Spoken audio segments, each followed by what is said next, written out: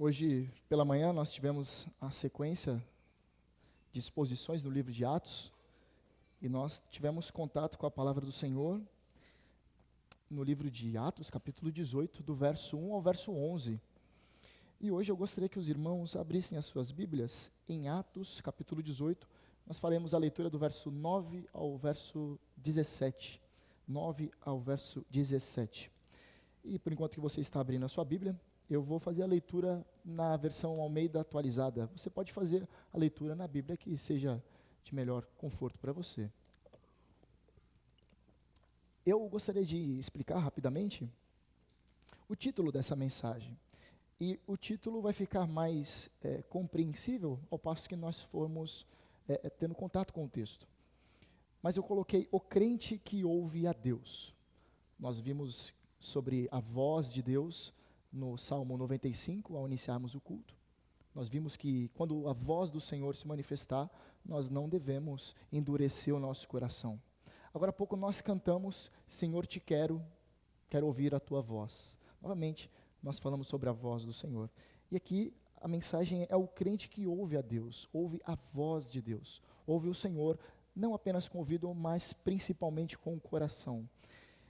E eu gostaria que você acompanhasse a leitura do texto. Atos capítulo número 18, verso 9. Certa noite, Paulo teve uma visão em que o Senhor lhe disse: não tenha medo, pelo contrário, fale e não fique calado, porque eu estou com você, e ninguém ousará lhe fazer mal, pois tenho muito povo nesta cidade. Assim, Paulo permaneceu em Corinto 1 ano e 6 meses, ensinando entre eles a palavra de Deus. Quando Galho era procônsul da Acaia, os judeus, de comum acordo, se levantaram contra Paulo e o levaram ao tribunal, dizendo: este homem quer persuadir as pessoas a adorar a Deus de modo contrário à lei. Quando Paulo ia falar, Galho disse aos judeus: se fosse, de fato, alguma injustiça ou crime de maior gravidade, ó judeus, eu teria motivo para acolher a queixa que vocês estão trazendo. Mas como é uma questão de palavras, de nomes e da própria lei de vocês, resolvam isso vocês mesmos. Eu não quero ser juiz dessas coisas. E os expulsou do tribunal. Então todos agarraram Sóstenes, o chefe da sinagoga, e começaram a espancá-lo diante do tribunal. Galho, todavia, não se incomodava com estas coisas. Até aqui a palavra do Senhor. Vamos orar mais uma vez. Senhor, a tua palavra foi lida nesta noite. A tua palavra foi cantada. A tua palavra foi orada, Senhor. E a partir da leitura pública do texto, da tua palavra, nós pedimos que o Senhor nos ilumine o entendimento e aplique ao nosso coração com o teu Espírito Santo. Rogamos, Senhor Deus, que essa tua palavra não volte vazia, mas encontre morada em nosso coração e que venhamos a dar muitos frutos após isso. Isso nós oramos em nome de Cristo. Amém. Rapidamente eu gostaria de fazer uma introdução ao contexto. Hoje pela manhã nós vimos que Paulo ele chegou em Corinto após aquele período que ele passou na cidade de Atenas. Ele chega em Corinto e logo ele tem um enfrentamento com os judeus. Como nós temos visto, os judeus eles sempre se demonstravam contrários àquilo que era o cumprimento do Antigo Testamento. Ou seja, quando os apóstolos apontavam Cristo como o cumprimento da vinda do Messias. Jesus Cristo é o Messias. E isso deixava os judeus furiosos. Na sequência nós vimos que Paulo até fica muito irritado, porque as pessoas elas não estavam recebendo o Evangelho. E ele diz que o sangue de vocês caiam sobre vossas cabeças. Eu cumpri a minha parte, como isso que Paulo estava querendo dizer. Só que nesse meio tempo nós vemos que Crispo, que era o chefe da sinagoga, ele converte-se ao Evangelho, ele converte-se a Cristo. E o texto ele continua dizendo que certa noite Paulo teve uma visão em que o Senhor disse algumas palavras a Paulo. Vamos ao texto então. Certa noite Paulo teve uma visão em que o Senhor lhe disse: não tenha medo. Não tenha medo, pelo contrário, fale e não fique calado, porque eu estou com você, e ninguém ousará lhe fazer mal, pois tenho muito povo nessa cidade. Quando nós vemos o termo não tenha medo ou não temas, é muito recorrente nas Escrituras. Nós vemos em todo o tempo Abraão ouvindo isso, Agar ouvindo isso, Moisés ouvindo isso, Josué ouvindo isso, Jeremias ouvindo isso. O Senhor se manifesta às pessoas e diz em primeira mão, não temas ou não tenha medo, não tenha medo. Mas aqui o contexto tem uma aplicação a Paulo. Paulo, muito possivelmente, ele estava muito temeroso. Ele havia sido perseguido em Damasco, ele havia sido rejeitado em Jerusalém, esquecido em Tarso, apedrejado em Listra, preso e açoitado em Filipos, escorraçado em Tessalônica. Ele foi enxotado em Bereia, foi chamado de tagarela em Atenas e, por último, ele foi insultado em Corinto, quando os judeus não receberam. O chamaram de impostor. É assim que Paulo havia recebido em troca aquilo que ele havia dado. Ele havia dado aos crentes, às pessoas, aos judeus, o melhor que ele tinha. Nem ouro nem prata, ele tinha Jesus Cristo e ele apresentava Jesus Cristo, só que as pessoas, muitas delas não recebiam de bom grado e muitas delas rejeitaram o Evangelho. Então, muito possivelmente, Paulo ele está estremecido, ele está amedrontado diante dessa situação. Mas o Senhor aparece a Paulo. O Senhor Jesus aparece a Paulo em uma noite, em forma de visão. E diz, não tenha medo, pelo contrário, fale e não fique calado, porque eu estou com você. A primeira coisa que nós podemos observar é que o antídoto do medo é que o Senhor está conosco. Quando nós nos vemos diante de uma situação e nós nos vemos amedrontados, acuados, abatidos, nós devemos lembrar que o Senhor está conosco. O Senhor sempre estará conosco. No mundo, nós sabemos que teremos aflições e temos aflições, mas o Senhor disse para nós termos bom ânimo, pois Ele venceu o mundo. Ele venceu e por isso nós podemos confiar que Ele é fiel para cumprir todas as suas promessas. Por isso eu estou com você, porque eu estou com você, e ninguém ousará lhe fazer mal, pois tenho muito povo nessa cidade. Nós poderíamos extrair esse versículo aqui de forma isolada e dizermos que nós não devemos ter medo em nenhuma situação. Mas em muitas situações nós ficamos atemorizados, nós ficamos com medo. E o medo faz parte da natureza humana. Mas quando o medo ele nos bloqueia de alguma forma, isso se torna prejudicial. Quando o medo é um medo que estimula uma certa precaução, um certo tipo de cuidado, é um medo saudável. Agora, quando o medo se torna algo que nos bloqueia, que nos impede de caminhar, aí ele é um medo negativo. Cautela e medo são coisas opostas. Medo é algo que te bloqueia. Agora, cautela, algo que você toma cuidado, é algo positivo. Mas o texto está falando de algo que bloqueava Paulo. Não tenha medo, Paulo, pelo contrário, fale, não fique calado, não fique com medo que as pessoas vão dizer sobre você, porque eu estou com você. Aliás, o apóstolo Paulo não ligaria muito sobre aquilo que as pessoas diriam sobre ele. Ele estava mais preocupado que as pessoas recebessem o evangelho. Ele pouco ligava para si mesmo. O texto, nesse verso, diz que, pois tenho muito povo nessa cidade. É que é o propósito. Por que ele não tem que ter medo? Porque o Senhor tem muito povo nessa cidade e porque o Senhor está com ele. Aqui aplica um propósito. Então nós não podemos isolar que nós não devemos ter medo somente, mas nós não devemos ter medo porque o Senhor nos sustenta e o Senhor está conosco. Ninguém lhe ousará fazer mal, nem sempre se aplicou para o apóstolo Paulo, se aplicou nesse momento aqui.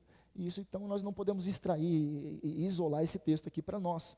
Porque muitas vezes pessoas nos farão mal. Muitas vezes pessoas nos rejeitarão a mensagem que nós temos. E isso aqui então não é uma promessa. Isso aqui é uma promessa específica para o apóstolo Paulo, mas não para nós. E o texto continua dizendo no verso seguinte, assim Paulo permaneceu em Corinto 1 ano e 6 meses. Paulo então ele continua nessa cidade. Essa cidade que era uma cidade que ficava a 85 quilômetros de Atenas, bastante distante, né? Essa cidade que era o centro político-econômico da Grécia, essa cidade que era o ponto de passagem para todo o percurso marítimo, e importantíssimo para o Império Romano. Essa cidade que continha 2 portos, e eles se orgulhavam de ter 2 portos, e nesses portos ocorriam as transações de mercado, as transações econômicas do Império Romano. Essa cidade, irmãos, pasmem, tinha cerca de 750 mil habitantes. É muito habitante, não é? Nós estamos em Santos, nós não chegamos a isso. Agora, 750 mil habitantes, para aquela época, eram muitas pessoas. Ali era o centro comercial, econômico, todas as pessoas passavam por ali, transitavam por ali. Agora, eu gostaria de fazer somente um parêntese. Eu gostaria que você, quando você chegasse na sua casa, ou amanhã, ou durante a semana, você assistisse a pregação que houve hoje pela manhã, pois vai abordar aqui de maneira mais específica, de maneira mais abrangente, como era essa região, o que acontecia nessa região de Corinto. O texto também nos ensina que Paulo ele ficou 1 ano e 6 meses ali, um tempo considerável nessa cidade, que era uma cidade de navegadores, uma cidade onde que muitos cultuavam Poseidon ou Netuno, era a divindade que protegiam os marinheiros. Então havia idolatria, havia pessoas de todos os tipos, havia ritos de prostituição, haviam pessoas que estavam ali somente por conta do comércio, haviam pessoas que estavam ali também por conta daquilo que poderia dar como uma vantagem a elas. Nós vimos que existiam na cidade de Tessalônica alguns malandros, vocês se recordam do texto falando? Muito possivelmente existiam pessoas desocupadas nessa região. Era uma grande metrópole daquela época. Paulo então ele fica 1 ano e 6 meses ensinando entre eles a palavra de Deus. Ele fica ensinando, fazendo com aquilo que o Senhor já havia dito para ele. Não, de forma alguma tema, pois eu estou com você. Vá, pregue, fale sobre mim, pois eu estou com vocês e eu tenho muito povo nessa cidade. Foi isso que o apóstolo ele fez. Os versos seguintes dizem assim: quando Galho era procônsul da Acaia, a Acaia era a região marítima de Corinto. Corinto era uma região muito grande, era uma extensão de Corinto, a Acaia. E nós vemos aqui o nome de um homem chamado Galho. Ele era um procônsul, ele era um governador daquela região. Esse Galho, é curioso que ele tem uma familiaridade com um filósofo muito famoso chamado Sêneca. Ele era o irmão mais novo de Sêneca. Sêneca é famoso por seus escritos estoicos, e esse Sêneca, ele foi tanto um filósofo famoso, mas também o tutor daquele que viria a ser um dos imperadores mais terríveis do Império Romano, que era o imperador Nero. Mas, por sabermos que Sêneca escreveu bastante coisa, nós vemos que Sêneca escreveu sobre o seu irmão. E olha que interessante que ele diz sobre Galho. Galho tinha uma personalidade agradável, e ele era sem afetação, era alguém calmo, alguém sereno. Muito curioso sobre isso. Então nós temos aqui mais ou menos a personalidade deste homem, que era um governador na região da Acaia. O que acontece? Os judeus, novamente os judeus surgindo, de comum acordo, então eles se ajuntam, e eles levam Paulo e levam ele ao tribunal, dizendo a Galho: este homem quer persuadir as pessoas a adorar a Deus de modo contrário à lei. Aqui é muito interessante porque Paulo, ele não é nenhuma forma agarrado, nós não vemos escrito isso aqui. Nós vemos em outros textos, em Atos, que Paulo geralmente era agarrado, levado à força, de maneira cruel muitas vezes. Mas não, eles se levantaram contra Paulo e levaram ao tribunal. Muito possivelmente Paulo foi, tranquilamente, sabendo que nada ia acontecer com ele, pois o Senhor havia prometido, ele foi. Este homem quer persuadir, essa é a acusação, este homem quer persuadir as pessoas a adorar a Deus de um modo contrário à lei. Na lei romana, o judaísmo era uma religião aceita no Império Romano, era uma das muitas religiões que o Império permitia. E o judaísmo, nesse momento, muitos entendiam que o cristianismo era somente uma extensão do judaísmo. E aqui eles estão apresentando, quando um romano ou quando alguém da autoridade romana vê um tipo de acusação nesse sentido, eles logo ligam ao judaísmo. Se os judeus estão discutindo contra uma questão de interpretação, bom, isso aí é coisa deles, isso aqui é coisa de judeu, assim falaria um romano. Então essa é a acusação: este homem quer persuadir as pessoas a adorar a Deus de um modo contrário à lei. E esse termo lei aqui é um termo um pouco difícil da gente saber. Que tipo de lei ele está falando? Lei romana ou a lei mosaica, ou a escritura do Antigo Testamento? Fica um pouco indefinido.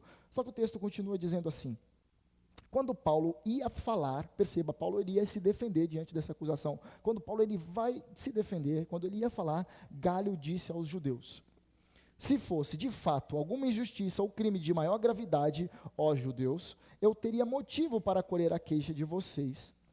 A queixa que vocês estão trazendo.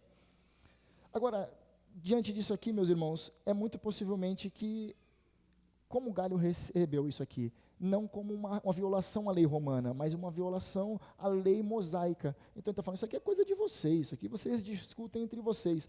O texto continua dizendo que, mas como é uma questão de palavras, de nomes, da própria lei de vocês, resolvam isso entre vocês mesmos. Eu não quero ser juiz dessas coisas.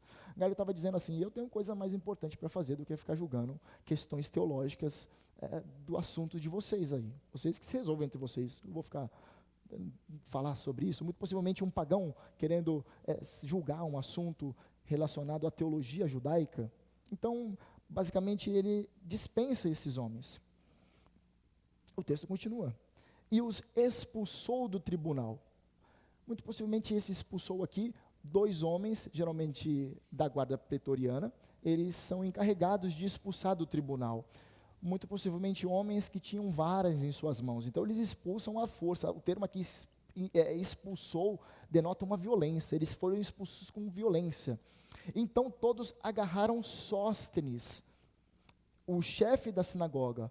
Um novo chefe da sinagoga diferente da época que quando Paulo chegou na região de Corinto. Nós vemos que o nome do chefe da sinagoga, quando ele chega, se chama Crispo. Mas agora nós estamos 1 ano e meio de distância. Nós estamos 1 ano e meio desde que ele chegou. E aqui é um novo nome, Sóstenes, um novo chefe da sinagoga.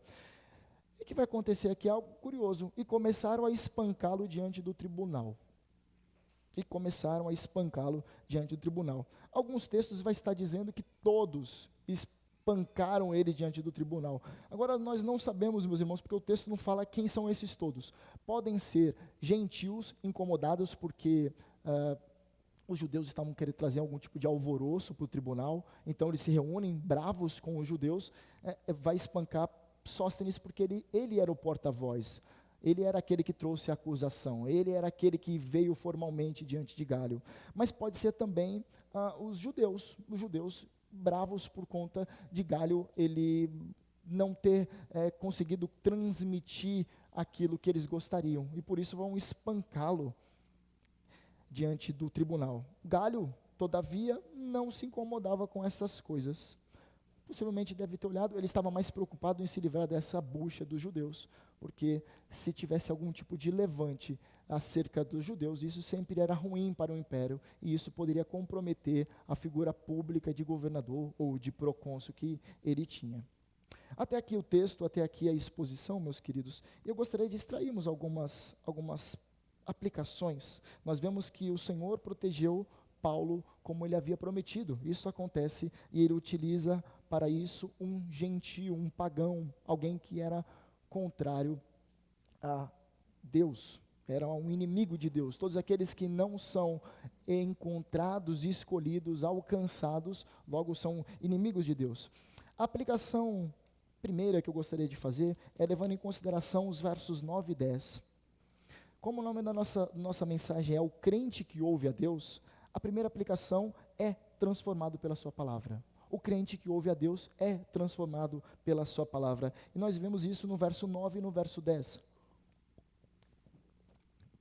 Nós podemos tirar muitas aplicações da vida do apóstolo Paulo, mas nós vamos extrair apenas algumas nesse momento. Paulo, ele estava temeroso e a palavra de Deus, ou seja, a forma como Deus se expressa para alcançar o coração de Paulo, o encorajou a continuar pregando. O crente que ouve a Deus, ele responde a Deus com fé a sua palavra, ele responde a Deus com desejo de cumprir aquilo que ouviu. Há crentes que ouvem a palavra de Deus e muitas vezes eles não são transformados pela palavra de Deus. Eles ouvem a voz de Deus, mas eles não são transformados pela palavra de Deus. Não tem pessoas assim? Que ouvem sermões atrás de sermões, exposições dos melhores expositores que nós temos em nossos dias, pessoas piedosas, mas a vida delas não é transformada de forma alguma. E o que acontece? Você vai falar, bom, essa pessoa que ouve a Deus, ela não é transformada pela sua palavra, mas ela ouve novamente apenas com os ouvidos, mas não com o coração. A palavra do Senhor não encontra espaço em seu coração, e por isso ela nunca é transformada, ela não recebe com fé. Muitas pessoas ouvem doutrinas sobre Deus, sobre a pessoa de Deus, sobre os atributos de Deus, mas ela não ama mais a Deus por conta disso. Ela somente coloca no campo intelectual. Muitas pessoas ouvem que nós devemos viver em comunidade, como reino de Deus, como povo de Deus, mas elas não têm comunhão uns com os outros, ela não consegue desenvolver isso. Ela ouve e logo ela esquece, ela coloca em uma gaveta aquilo que ela ouviu. Ela não consegue ser transformada pela palavra de Deus, porque ela somente ouve com o ouvido, mas não com o coração. Assim ela não consegue ter visão de reino de Deus. Ela vive para si, de modo individualista, ela vem ao culto, ela ouve a palavra, ela sai por aquela porta, mas a sua vida nunca muda, ela nunca tem envolvimento com o corpo, ela sempre está à parte. Ela sempre está como uma verruga num corpo.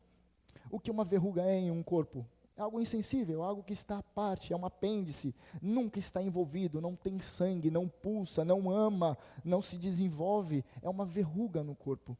Você é o que no corpo de Deus? Você, no corpo de Cristo, você é uma verruga ou você é alguém que age? Você é alguém que trabalha, você é alguém que se envolve?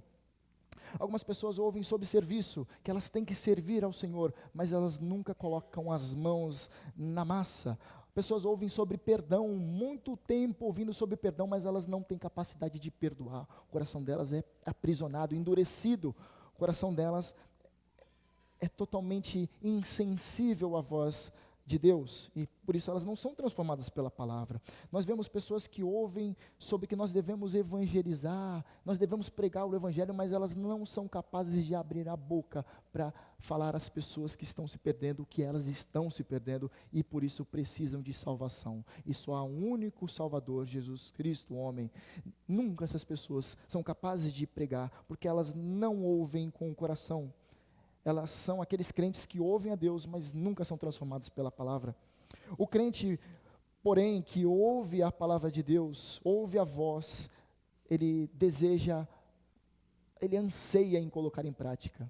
Recentemente, conversando com o irmão após o culto, durante o culto ele disse, eu fiquei com vontade de chorar, porque ao ouvir aquilo ali confrontou o meu coração, e eu não vi a hora de sair pela porta para colocar em prática. Que maravilha, eu fiquei feliz naquele dia demais, fui para casa todo contente. Mas algumas pessoas ouvem e dizem, bom sermão, ou sermão ruim, mais ou menos, vou colocar na gaveta ali, sou um perito em sermões, eu ouço muito. Não foi muito bom não, Deus nunca fala com ela, por causa que ela é insensível à voz de Deus. Ela está muito mais importante com o seu julgamento do que sobre o julgamento que Deus faz sobre a vida dela através da palavra. Elas nunca mudam, elas são imodificáveis, elas nunca são transformadas pela palavra, elas são como uma pedra não se move, essa pedra ela não reage, mesmo que as ondas batam nela, ela nunca se mexe, ela nunca se move, ela é completamente insensível. Mas nós, irmãos, devemos ser crentes que ouvem a palavra do Senhor, ouvem a voz de Deus, e roguemos para assim o Senhor transformar as nossas vidas. A próxima aplicação é que o crente que ouve a Deus é um proclamador das boas novas. Paulo era um proclamador das boas novas. Em todo o tempo ele estava pregando o evangelho. A todo lugar que ele fosse, mesmo todo arrebentado, como nós vimos, muitas vezes açoitado, às vezes abatido, preso, mas sempre ele estava anunciando as boas novas. Paulo, ele amava proclamar as boas novas. O crente que ouve a Deus, ele quer proclamar as maravilhas de Deus. Ele não vê a hora de sair pela porta e falar, olha como Deus é maravilhoso. Assim como Davi fez, Davi escreve o Salmo 40, verso 5, ele diz assim, são muitas, Senhor, são muitas, ó Deus meu, as maravilhas que tem operado, e também os teus desígnios para conosco, não há ninguém que possa se igualar a ti. Eu quisera anunciá-los e deles falar, mas são mais do que se pode contar. É assim que nós devemos ser. O crente que ouve a voz de Deus, ouve a palavra de Deus, ele deve ser um proclamador, porque Deus fez maravilhas em sua vida. Você pode dizer que o Senhor tem feito maravilhas em sua vida? O Senhor tem cuidado de ti, o Senhor, primeiro de todas as coisas, o Senhor te salvou. Você merecia a ira de Deus sobre ti, mas o próprio Deus envia o seu Filho para assumir o seu castigo. Se isso não mexe com o nosso coração, mais nada mexerá. Não importa não importa os artifícios que nós utilizemos, nada vai mexer com o seu coração, se isso não for a verdade que move você a falar sobre as maravilhas de Deus. Nós devemos ser assim como pessoas como Davi, que querem falar sobre as maravilhas que Deus tem operado, mas são muitas, e a pessoa às vezes fica até gaguejando quando ele quer falar sobre aquilo que Deus tem feito na vida dela. Ela começa tão empolgante que ela não consegue falar direito. Você já viu pessoas assim? Que ela quer pregar o evangelho, mas na hora de falar ela fica tão emocionada com aquilo ali, e ela começa a travar a língua. Há pessoas assim.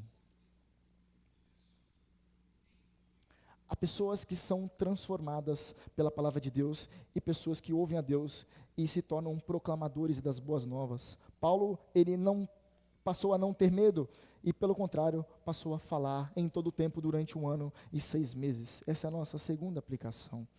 A terceira aplicação: o crente que ouve a Deus é um instrumento em suas mãos. O crente que ouve a Deus é um instrumento em suas mãos. Paulo era um instrumento que Deus usaria para alcançar muitas pessoas em Corinto. É o que o final do versículo 10 diz: e ninguém ousará lhe fazer mal, pois tenho muito povo nesta cidade. Paulo é um instrumento enviado por Deus para alcançar aquele povo.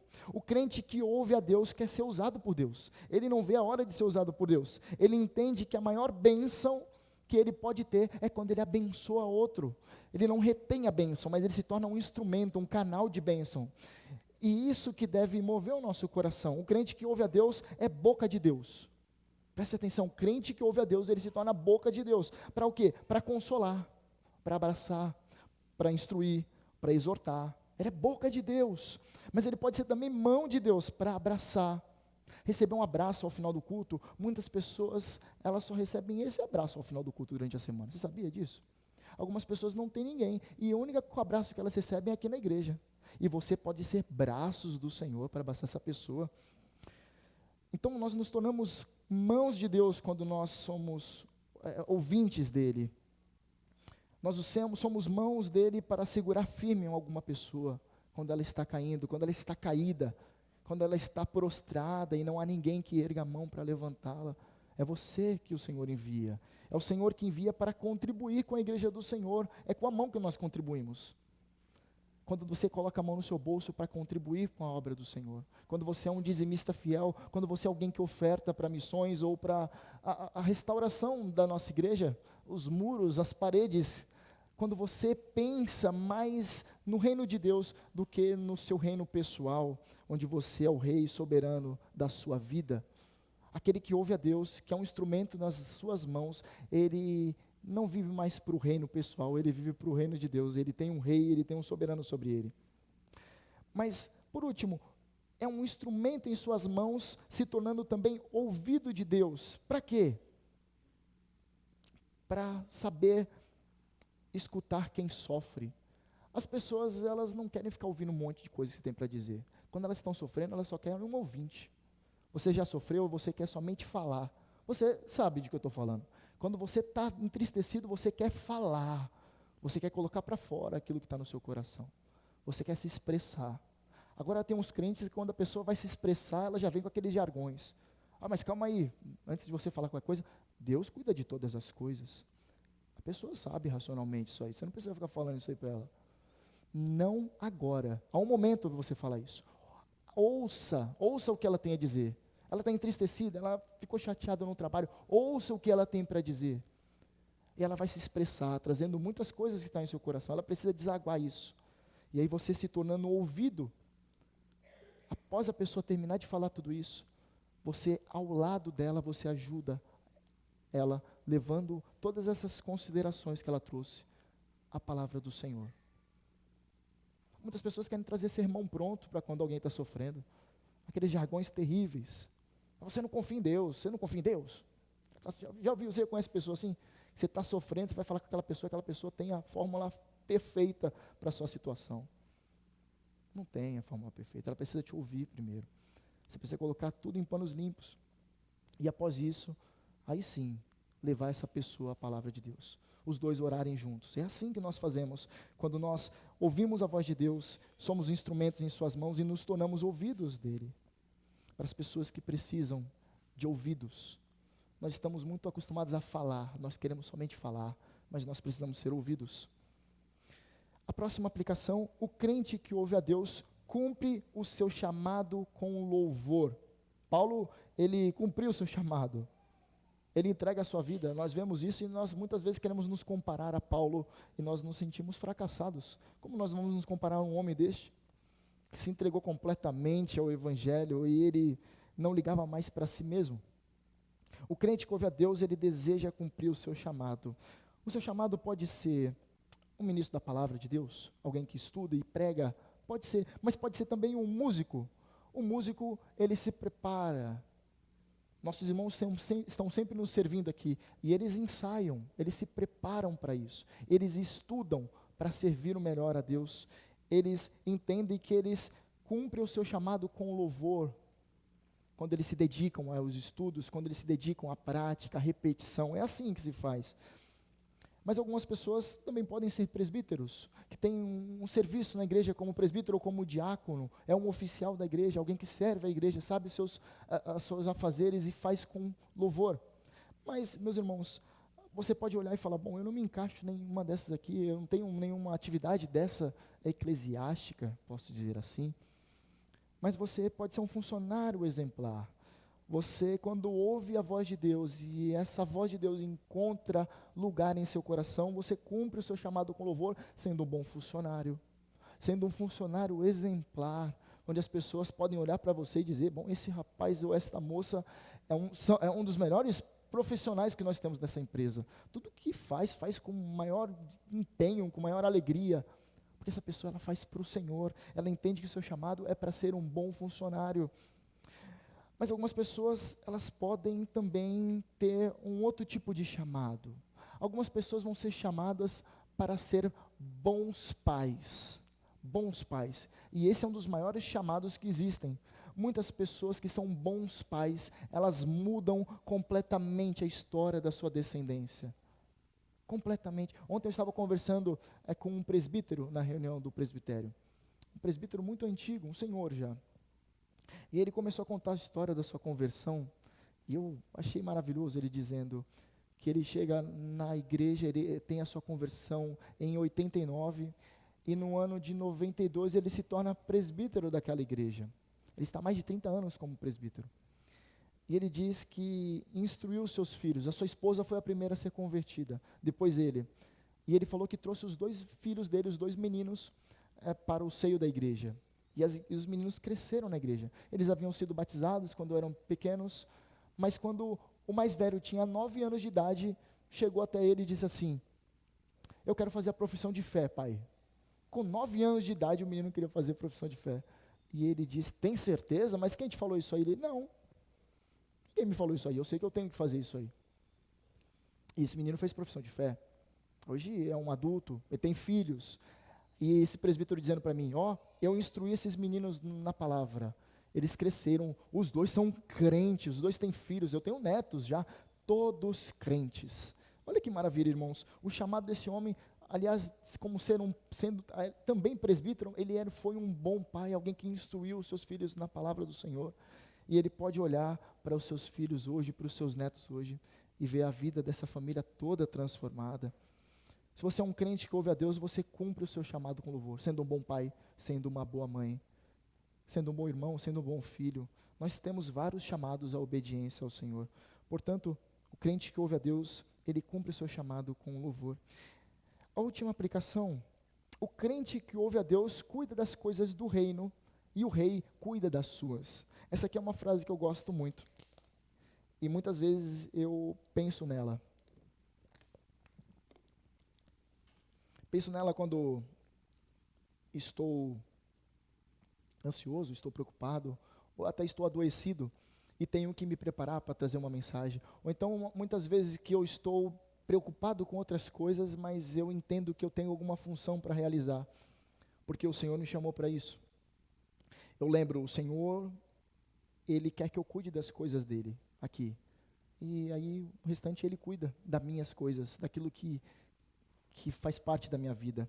Paulo, ele não precisou se defender, pois Deus usou o procônsul pagão para defendê-lo. Paulo, ele foi cuidar das coisas do reino, e o rei se encarregou de cuidar das suas coisas. O crente que ouve a Deus se preocupa menos consigo mesmo, com a sua reputação, com o seu nome, até com o que comerá, com beberá, se vestirá. Não é isso que Jesus diz? Em Mateus capítulo 6, versículo 33, quando ele coloca essas questões, o que comeremos, o que beberemos, o que vestiremos, Jesus diz, mas busquem em primeiro lugar o reino de Deus e sua justiça e todas estas coisas. Que essas coisas? Comida, bebida, vestimentas, lhes serão acrescentadas. Meus irmãos, muitas vezes nós estamos nos preocupando com a nossa reputação, com aquilo que as pessoas vão dizer sobre nós. Aquele crente ali, ele vive na igreja. Carnaval, não, ele vai estar na igreja. Não, domingo hoje tem um jogo. Vamos assistir um jogo? Não, eu vou para a casa do Senhor, cultuá-lo, louvar o seu nome, agradecer por o seu sustento, pela salvação tão grande que ele me deu. Isso demonstra, meus irmãos, um cuidado do Senhor para conosco, quando Ele nos acolhe, quando Ele cuida de nós, quando Ele nos traz para nós, traz para si, porque muitas vezes nós estamos envolvidos demais com as coisas do reino. Algumas pessoas vão te falar que você é um rato de igreja, uma pessoa bitolada, uma pessoa que só pensa em religião. Alguns vão dizer que você é alguém extremista, mas o Senhor nos chamou para sermos crentes fiéis. O crente que ouve a Deus tem compromisso com o Rei e com o reino. Sua vida inteira reflete que ele é um cidadão do céu. Nós temos uma pátria, nossa pátria é celestial. E nós, através dos nossos costumes, a forma como nós vivemos, reflete de onde nós somos. Nós não somos terrenos, nós somos do céu, cidadãos celestiais. Somos embaixadores aqui, embaixadores do Senhor nessa terra. Nós não podemos viver como pessoas que não têm um reino e nem um rei. Nós devemos, muito pelo contrário, pensar muito sobre as coisas do reino de Deus, se envolver muito com o reino de Deus, pensar muito na salvação das pessoas, da edificação das pessoas, do crescimento da igreja do Senhor, porque, meus irmãos, dentro de no máximo 100 anos, todos nós estaremos debaixo da terra, todos nós, os nossos corpos estarão debaixo da terra dentro de 100 anos, no máximo. E muitas vezes nós estamos tão envolvidos com as coisas daqui da terra que nós parecemos que nós não somos cidadãos do céu, somos cidadãos daqui da terra. Que isso venha nortear a nossa vida. Portanto, o crente que ouve a Deus, ele é transformado pela palavra. Portanto, seja transformado pela palavra, seja um proclamador do evangelho, seja um instrumento nas mãos de Deus. Cumpra o seu chamado com louvor e cuide do reino, que o seu rei vai cuidar das suas coisas. Que Deus nos faça ouvir a sua voz e que o seu nome seja glorificado. Vamos orar.